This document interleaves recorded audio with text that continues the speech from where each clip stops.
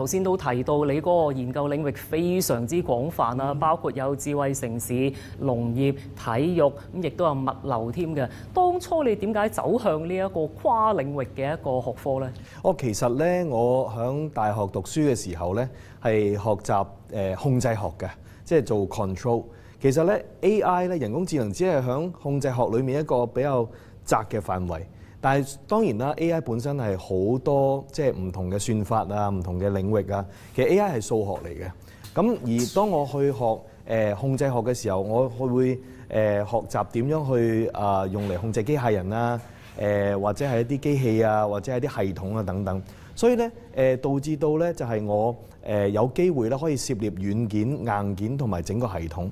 而正係因為呢個背景咧，其實我方健儀，你知唔知道我第一個人工智能嘅程式係幾時？我睇過你啲資料嘅，你好似讀緊書嘅時候已經係研發緊㗎啦。係啊，我咧97年嘅1997年回歸嗰年咧我就係寫我第一個人工智能嘅應用程式。嗰陣時候咧就係 dotcom 泡沫之前啊嘛。即係話大家都享受緊互聯網帶俾大家嘅衝擊。其實互聯網嘅衝擊同今天人工智能俾我哋日常生活嘅衝擊咧係不遑多讓嘅。而嗰陣時候咧，我係做搜尋器嘅，即係換句説話嚟講，我點樣去整一個程式可以幫我喺網絡世界裏面揾到我想要嘅網頁啊或者資料。咁過程之中就係點樣去透過人工智能咧去精準咁樣去揾到我要嘅資料咯。咁其實就我嗰陣時候咧就因為喺大學讀書咧，成日都要去個百萬大道好遠嗰個 library 噶嘛。係。咁咧我就其實就好想咧就係用呢啲咁樣嘅科技咧，可以唔使我下下成日行咁遠去圖書館揾資料啊，可以喺網絡世界揾到我更加精準嘅資料啦。咁所以其實咧人工智能就喺20幾30年前咧，其實已經改變緊我嘅生活㗎啦。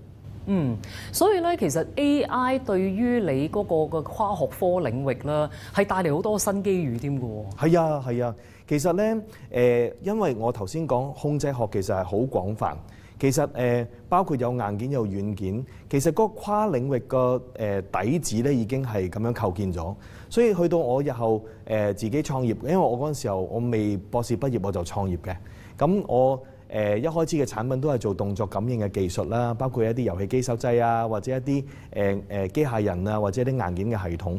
咁所以咧，其實就係人工智能唔係好似大家成日下載咗個應用程式同佢對答咁簡單嘅，而係佢喺歷史上高咧，其實佢係影響緊我哋好多唔同領域嘅生活。好多人就問我：喂 Alan 啊，你知唔知你嗰個生成式人工智能係嘅定義係點樣㗎？咁樣對於我嚟講，人工智能咧就好似方健儀，我哋嗰陣時候考試咧，咪有帶計數機嘅。係啊，其實計數機已經係一個最普通對具備人工智能能力㗎咯。譬如舉個例，我撳3乘4，我撳等於咧，佢會即刻出答案俾我㗎嘛。咁所以咧，其實具備呢一個邏輯嘅執行咧，就已經係人工智能嘅。咁但係去到今天嘅發展，我哋又有機器學習啦，我哋又有深度學習啦，又有生成式人工智能啦。其實去到呢個位咧，其實係一個好大嘅突破，就係生成式人工智能就可以幫我哋做嘢，生成一啲內容，包括一啲文字啦，或者一啲圖片啦，一啲語音啦，甚至乎咧，我哋拍攝嘅一啲嘅即係短劇都可以咁樣生成嘅喎。所以過程之中咧，其實個跨學科、跨領域咧，其實真係即係各行各業都會影響得到嘅。呢個係有趣嘅。其實講開嗰個跨學科領域咧，你出去問唔同嘅人，就話嗱 AI 究竟背後嘅操作嘅朋友係邊一位咧？佢可能會同佢講電腦科學家啦，但係你作為一個嘅，譬如你創業嘅人士，又或者你係做研發嘅，你覺得呢一個係咪個實情嚟嘅咧？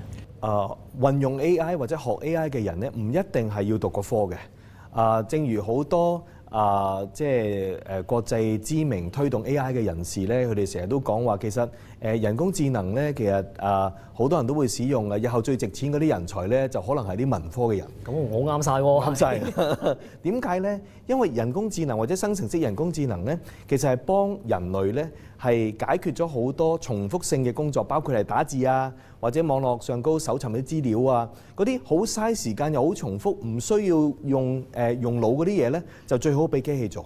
而透過呢一個咁樣嘅工具呢，其實我哋可以應用喺真係唔同嘅行業裏面喎，包括譬如話，我哋可唔可以分析下啲物流嘅數據啊，令到我哋知道，咦，我哋有一批貨由香港出口去歐洲，到底邊條路係最短最平啊？我哋而家講緊運輸或者嗰個叫智慧城市嘅應用。啊！我哋啲共享單車點樣可以控制到？即係我哋嗰啲普羅市民都會一定有嗰個車響左近，等我哋好容易攞到啊！我哋有個 prediction， 有個預估，咁等等咧，其實唔同嘅行業咧都可以即係使用得到。正正係因為咁咧，我就成日都鼓勵我啲學生。今日我哋嚟到城市大學，我有好多博士生咧，都係從事唔同嘅領域嘅研究㗎。